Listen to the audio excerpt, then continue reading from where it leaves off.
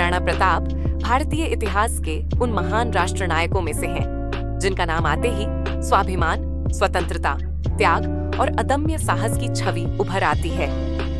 उनका पूरा नाम महाराणा प्रताप सिंह सिसोदिया था और उनका जन्म 9 मई 1540 ईस्वी को राजस्थान के कुंभलगढ़ दुर्ग में हुआ।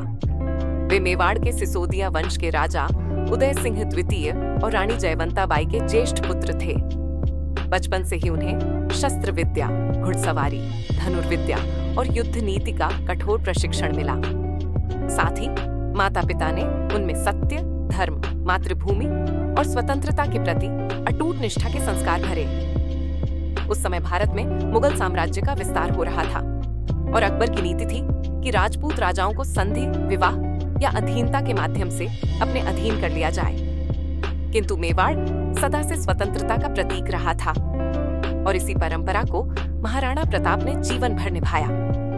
1572 ईस्वी में पिता के निधन के बाद महाराणा प्रताप का राज्याभिषेक हुआ, परंतु मेवाड़ की स्थिति अत्यंत कठिन थी क्योंकि चित्तौड़ मुगलों के कब्जे में जा चुका था और राज्य के संसाधन सीमित थे।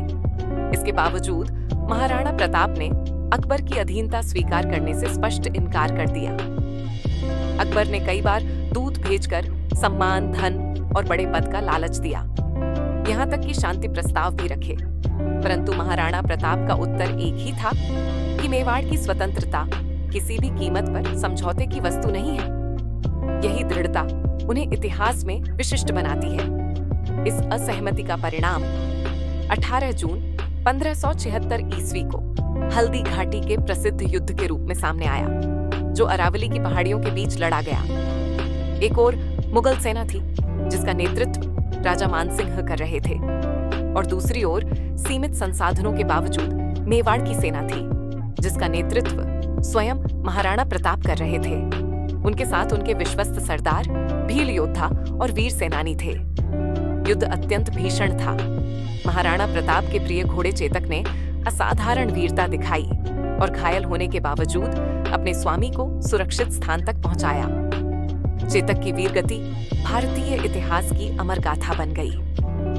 यद्यपि इस युद्ध का परिणाम निर्णायक नहीं रहा और मुगल सेना मैदान में डटी रही, किंतु महाराणा प्रताप पराजित नहीं हुए।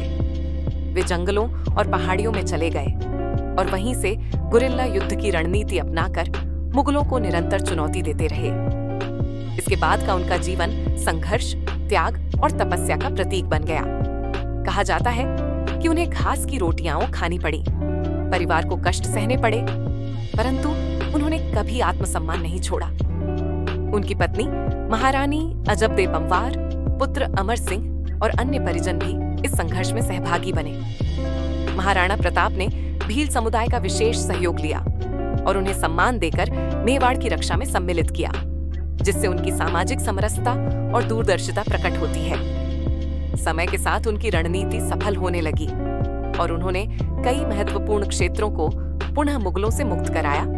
1585 के बाद अकबर का ध्यान उत्तर पश्चिमी सीमाओं की ओर चला गया, जिससे महाराणा प्रताप को मेवाड़ के बड़े हिस्से पर पुनः अधिकार स्थापित करने का अवसर मिला।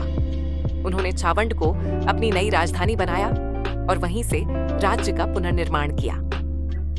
महाराणा प्रताप न केवल एक महान योद्धा थे, बल्कि कुशल प्रशासक भी थे। उन्होंने किसानों, सैनिकों और जनसामान्य के हितों का ध्यान रखा और युद्ध काल में भी धर्म, न्याय और मर्यादा का पालन किया। 19 जनवरी 1597 ईस्वी को एक दुर्घटना के बाद उनकी मृत्यु हो गई, किंतु उनका जीवन समाप्त नहीं हुआ, बल्कि वह एक अमर प्रेरणा में बदल गया। उनके पुत्र महाराणा अमर सिंह ने आगे चलकर मेवाड़ की गद्दी संभाली और अंततः मेवाड़ की स्वतंत्र पहचान को सुरक्षित रखा। महाराणा प्रताप का व्यक्तित्व आज भी भारतीय जनमानस में जीवित है। वे उस विचार के प्रतीक हैं कि स्वतंत्रता केवल सत्ता नहीं, बल्कि आत्मा का प्रश्न होती है। उनका जीवन यह सिखाता है कि भौतिक पराजय के बावजूद नैतिक विजय संभव है। उन्होंने कभी मुगलों की अधीनता स्वीकार नहीं की और यही कारण है कि उन्हें मेवाड़ का शेर, राजपूत स्वाभिमान का प्रतीक और भारत की स्वतंत्र चेतना का अग्रदूत कहा जाता है। राजस्थान के लोकगीतों, कथाओं पाठ्य पुस्तकों और स्मारकों में उनका यशगान होता है। हल्दी घाटी, कुंभलगढ़ और चावंडा आज भी उनके बलिदान की गाथा कहते हैं। और इस प्रकार महाराणा प्रताप भारतीय इतिहास में न केवल एक राजा बल्कि एक विचार, एक चेतना और एक शाश्वत प्रेरणा के रूप में प्रतिष्ठित हैं।